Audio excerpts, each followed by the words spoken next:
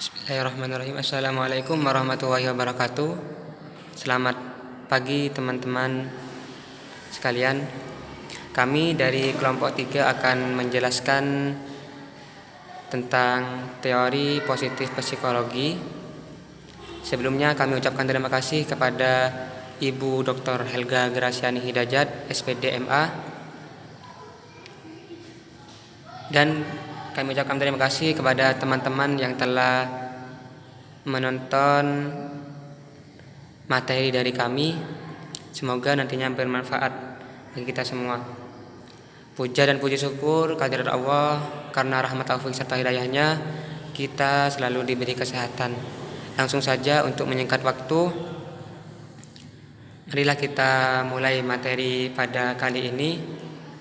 Materi pertama akan dibacakan oleh Mas Naufal Abel Firmansyah dengan NIM 204410019, dan yang kedua oleh saya sendiri yakni Mihbub Alam dengan NIM 204410011. Pengertian psikologi positif. Psikologi positif sebagai subbidang psikologi adalah pendekatan yang berfokus pada hal-hal positif aspek manusia, seperti kekuatan dan kebijakan sebagai lawan dari perbaikan defisit model psikoterapi. Psikologi positif tidak hanya berfokus pada sisi positif kemanusiaan. Misalnya, meskipun kebahagiaan itu penting, psikologi positif bukanlah sesuatu mengejar kesenangan hedonistik. Sebaliknya, psikologi positif berusaha mengatasi arus ketidakseimbangan perhatian antara penyakit mental dan aspek positif.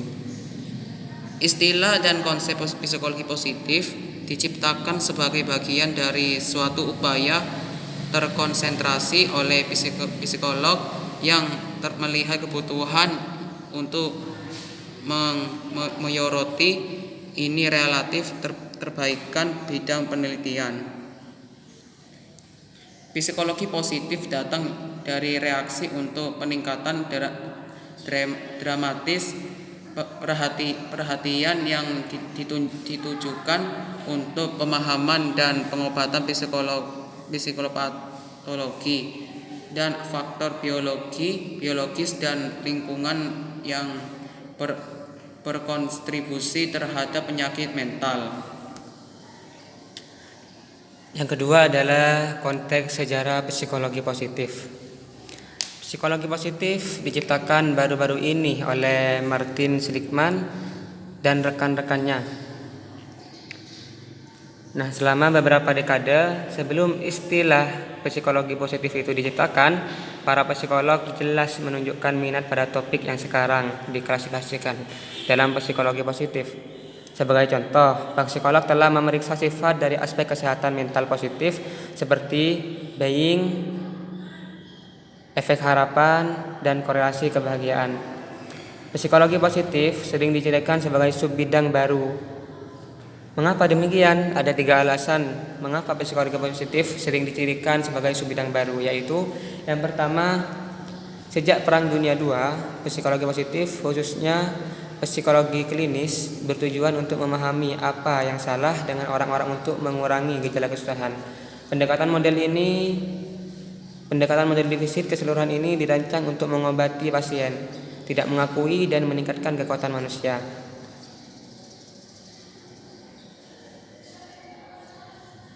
Alasan yang kedua adalah secara historis penelitian biopsikologi didominasi oleh model psikopatologi yang berfokus pada kekurangan, masalah, dan kelemahan manusia.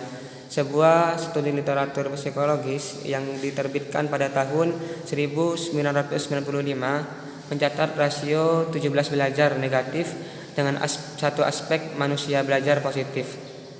Bahkan di abad ke-21, studi tentang psikologi positif masih belum diakui oleh pihak atau organisasi terkait. Yang ketiga, sebelum artikel Money oleh Seligman dan Csikszentmihalyi tahun 2020, Psikologi positif telah dikeluarkan dari studi empiris untuk menilai dan menyembuhkan gejala penderitaan, mempelajari gangguan psikologis dan stresor lingkungan negatif seperti perceraian, kegagalan akademis, atau penyalahgunaan zat. Dengan demikian, penyelidikan empiris melewati psikologi positif hingga akhir 1980-an dan awal 1990-an. Topik bahasan dalam psikologi positif. Topik bahasan dalam psikologi positif mencakup setidaknya 3 bidang. Studi tentang emosi positif seperti kesejahteraan, harapan, keingintahuan, dan cinta. Studi tentang kekuatan individu seperti masalah keterampilan, memecahkan, kebijaksanaan, hidup secara umum, dan keberanian dalam menghadapi kesulitan yang mengancam, dan studi tentang praktik positif di lembaga seperti kebijakan sekolah yang membina siswa motivasi intrinsik untuk belajar. Tujuan psikologi positif. Psikologi positif mencakup studi tentang proses dan kondisi yang berkontribusi pada fungsi optimal dan berkembang dalam diri manusia. Psikologi positif memiliki sifat kebahagiaan, kekuatan, harapan, dan perjuangan fundamental manusia seperti pencarian makna. Psikologi positif sebagai fokus studi muncul sebagai upaya bersama dan terkoordinasi untuk mempromosikan perhatian teoritis dan penelitian fungsi psikologis yang terbaik. Dengan demikian, psikologi positif menciptakan suatu keseimbangan yang lebih baik dengan pekerjaan yang dilakukan pada penyakit mental. Psikologi bertujuan untuk memulai pergeseran fokus dari penekanan tradisional yang eksklusif untuk memperbaiki gejala yang bergerak ke arah menemukan potensi manusia untuk dipelihara kualitas positif.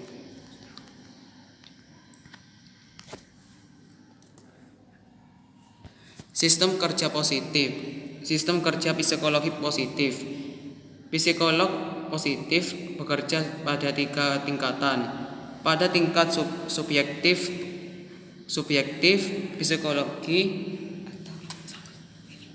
perasaan sendiri. Psikolog positif berfokus pada hal positif pengalaman subjek seperti kesejahteraan, kepuasan, harapan, dan optimisme. Kesejahteraan dan kepuasan berhubungan dengan harapan dan optimis seseorang ketika melihat masa depan. Selain itu, kesejahteraan juga terkait dengan aliran dan kebahagiaan terkait kehidupan saat ini.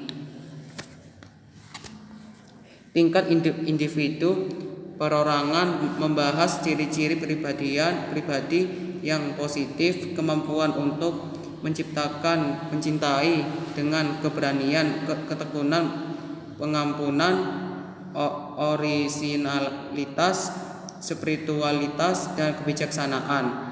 Tingkat kelompok menekankan pentingnya kebijakan sipil bersama dengan baik dengan tanggung jawab dengan lembaga yang membantu individu bercita-cita menjadi warga negara yang lebih baik dengan tanggung jawab, moderasi, toleransi, altruisme, dan hati nurani etis. Baik, selanjutnya prinsip teoritis dalam psikologi positif. Psikologi positif secara luas dikonseptualisasikan sebagai studi tentang faktor-faktor yang berkontribusi terhadap aspek positif kemanusiaan. Dalam pengaturan luas psikologi positif, perhatian paling banyak berfokus pada dua bidang penelitian tertentu dari psikologi positif. Apa saja dua bidang itu?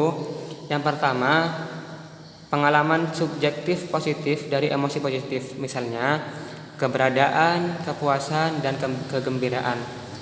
Fokus yang kedua yaitu perbedaan sifat individu yang positif, misalnya adanya harapan dan rasa ingin tahu.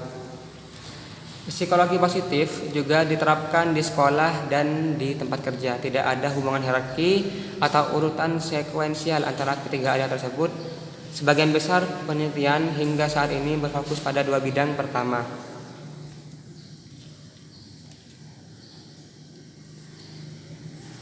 Pengalaman subjektif yang positif.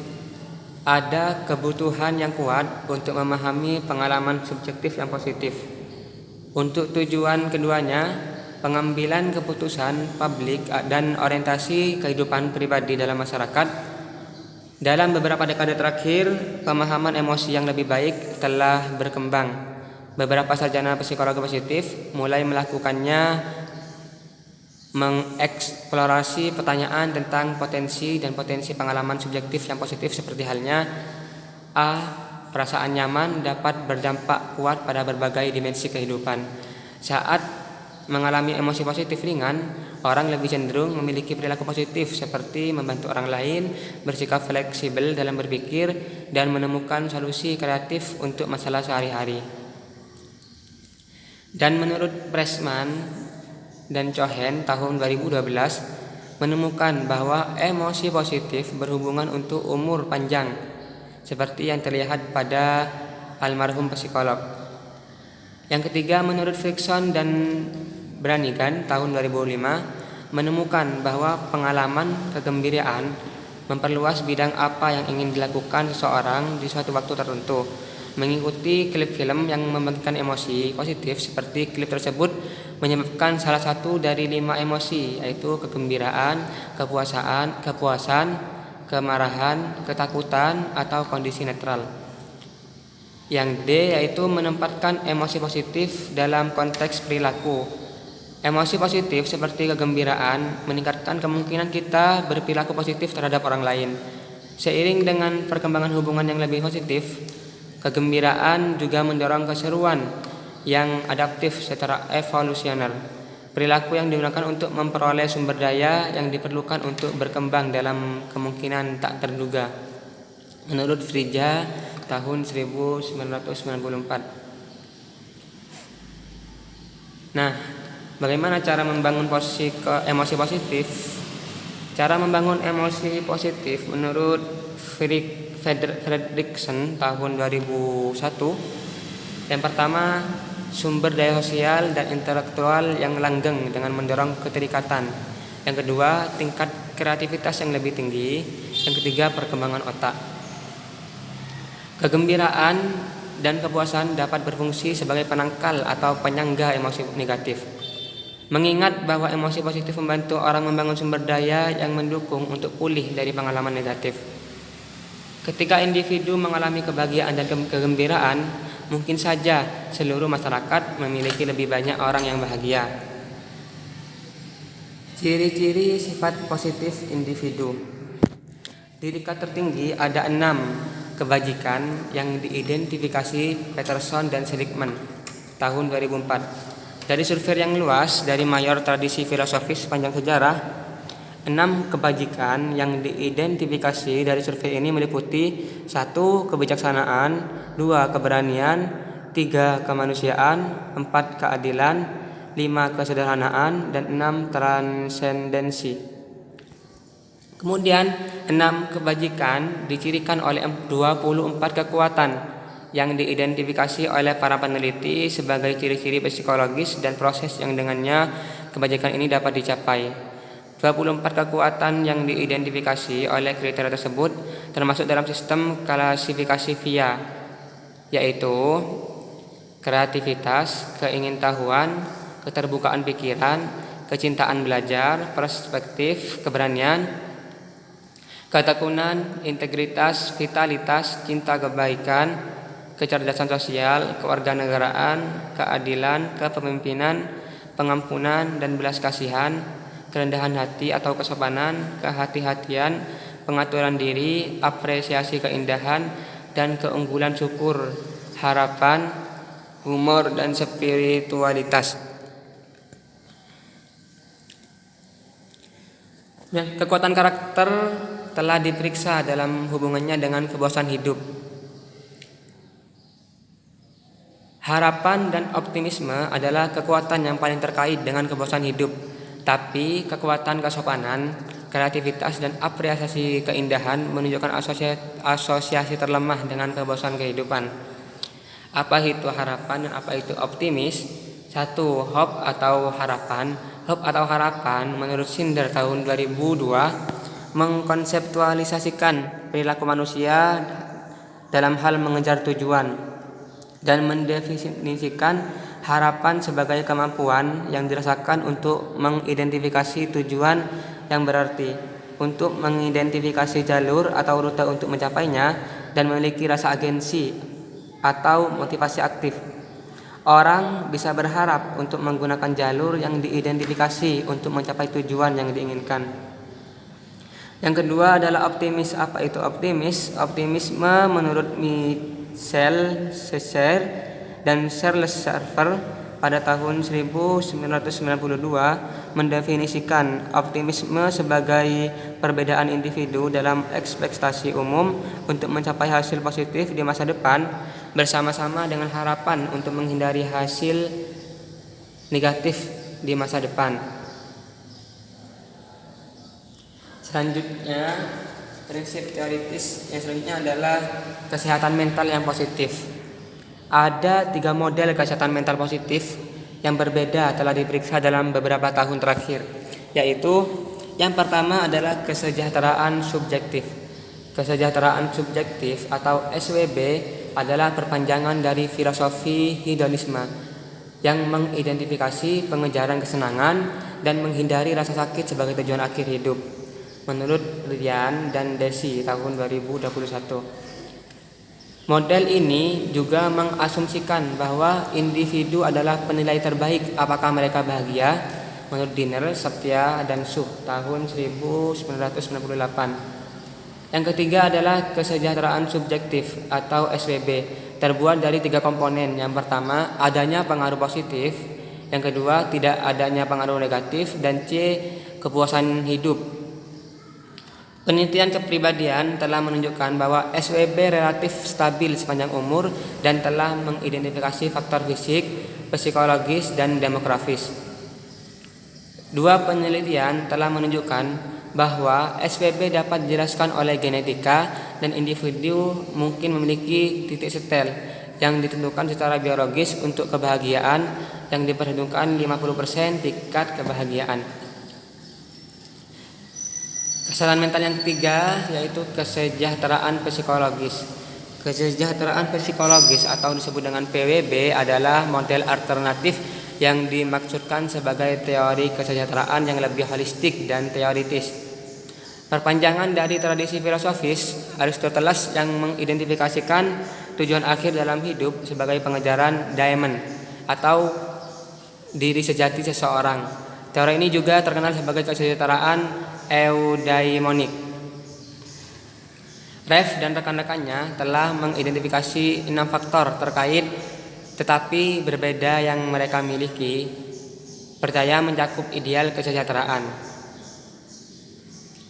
Individu yang tinggi dalam faktor-faktor ini diyakini menunjukkan beberapa karakteristik, yaitu yang pertama, 1. Mandiri dan didorong oleh standar mereka sendiri atau disebut dengan otonomi. Yang kedua, mengelola dan berinteraksi efektif dengan peluang eksternal, penguasaan lingkungan. Yang ketiga, terus mencari kesempatan untuk tumbuh dan berkembang, yaitu pertumbuhan pribadi. Yang keempat, terlibat dalam saling memuaskan, mempercayai, dan hubungan yang bermakna, yaitu hubungan positif dengan orang lain. Yang kelima, mengidentifikasi dan mengejar tujuan yang berarti, atau disebut dengan tujuan dalam hidup. Yang keenam, memiliki sikap positif tentang masa lalu seseorang dan sekarang, yaitu atau disebut dengan penerimaan diri. Dan yang ketiga adalah kesejahteraan sosial. Keyes tahun 1998 berpendapat bahwa fokus intrapersonal ini mencerminkan bias dalam penelitian psikologis karena hanya berfokus pada perbedaan individu, tidak mempertimbangkan dengan tepat perbedaan individu, kondisi sosial, dan pengalaman sosial yang juga berdampak pada kesejahteraan pribadinya. Case telah mengusulkan bahwa kesejahteraan sosial merupakan aspek tambahan yang penting dari kesehatan mental positif yang harus dipelajari dalam hubungannya dengan subjektif dan kesejahteraan psikologis untuk deskripsi yang lebih holistik tentang kesehatan mental yang positif. Kesejahteraan sosial terdiri dari 5 faktor yang mewakili penilaian keadaan dan fungsi seseorang dalam masyarakat.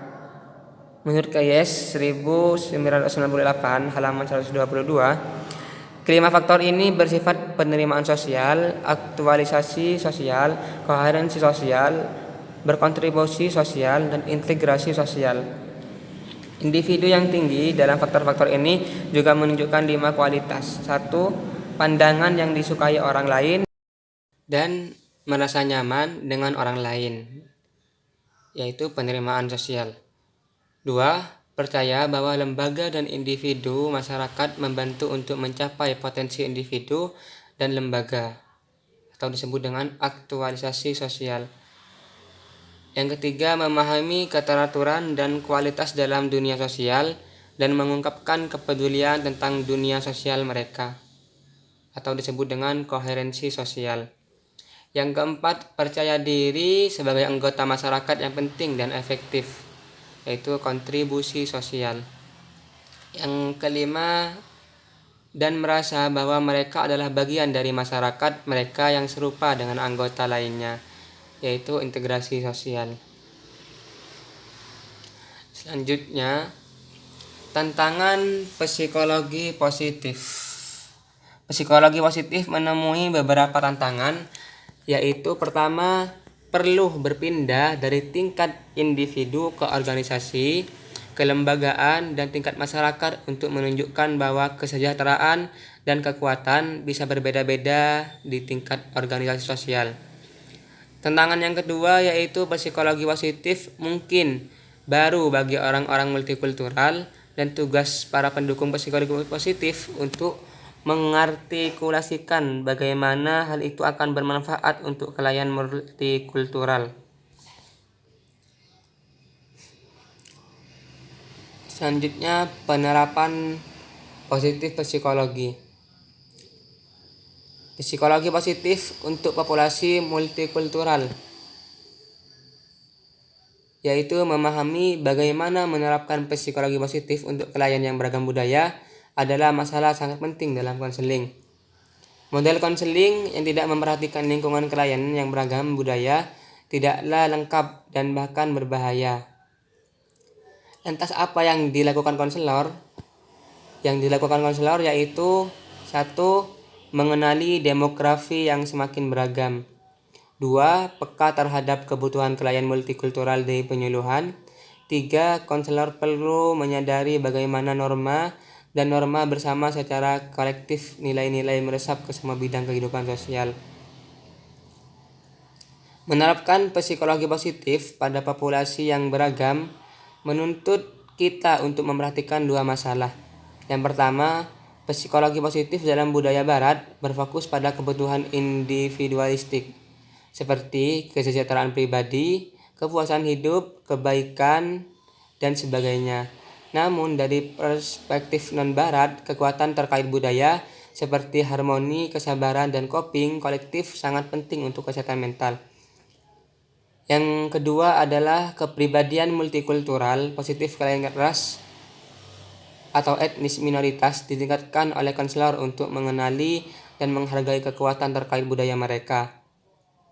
Konselingnya bertujuan membantu klien lain yang memiliki budaya beragam untuk berkembang kepribadian multikultural positif mereka sendiri.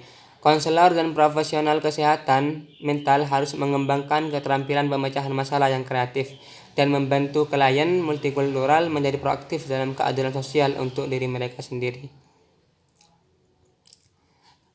Kemudian Van der Zee dan Van Oudenhoven berpendapat di tahun 2014 yaitu mengidentifikasi 5 faktor populasi ekspatriat dalam membangun model yang dapat menjadikan psikologi positif menjadi lebih multikultural.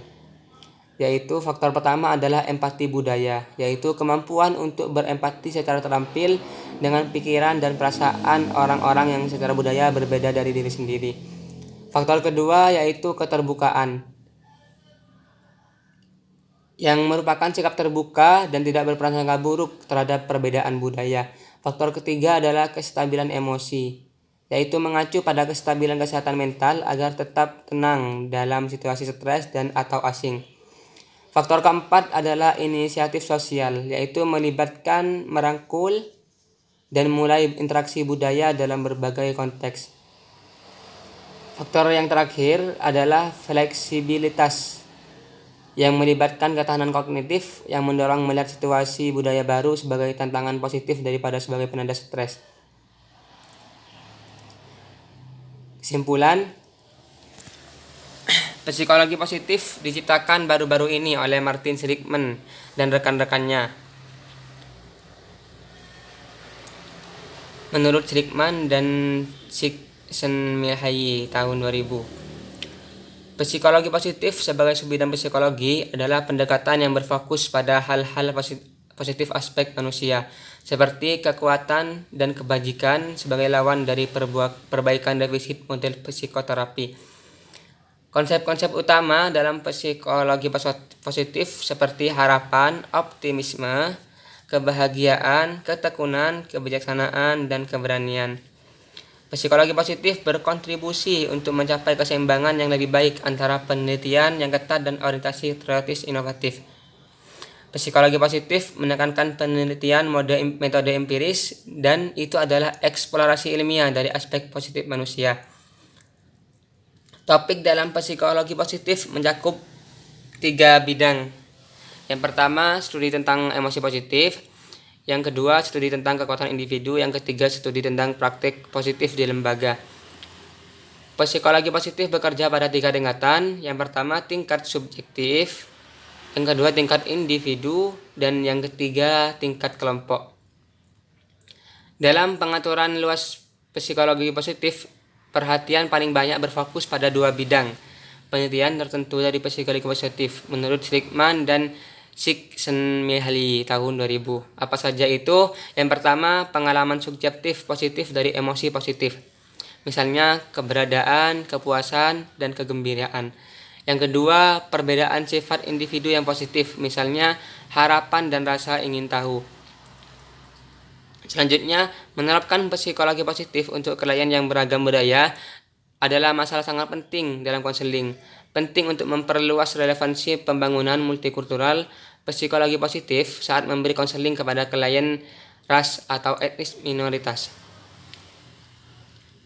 Van der Zee dan Van Oudenhoven tahun 2014 mengidentifikasi 5 faktor populasi ekspatriat dalam membangun model yang tepat yang dapat menjadikan psikologi positif lebih multikultural.